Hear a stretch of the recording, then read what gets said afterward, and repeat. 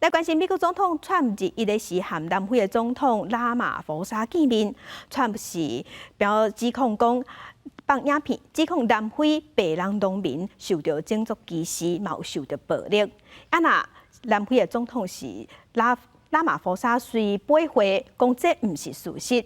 即阵呢，就媒体来问讲，卡达送回人机要订单这件代志，这是引起川普真不满，就要求这个记者出去。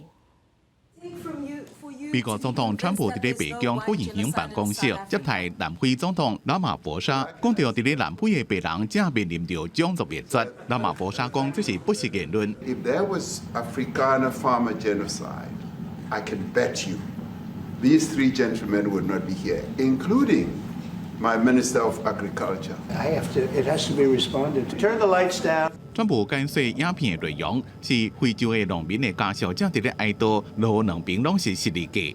Those people were all killed. Have they told you where that is, Mr. President? No, I'd like to know where that is, because this I've never seen. I mean, it's in South Africa. But you do allow them to take land.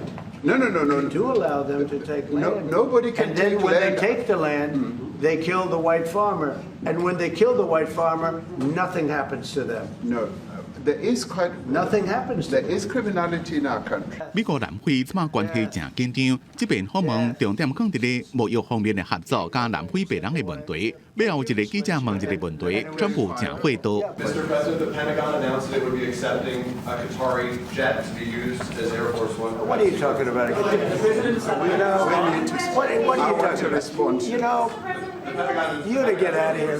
What does this have to do with the Qatari jet? It's NBC trying to get off the subject of what you just saw. 这样互人想到2月28，川普甲乌克兰总统泽伦斯基见面时阵，冤家闹甲真无欢喜。拉马福沙带着包括白人盟友在内团队访问白宫，南非有名的好野人鲁伯特、公认足球选手厄尼阿尔斯，拢表示反对白人受迫害的讲法。公司新闻黄文玲编译。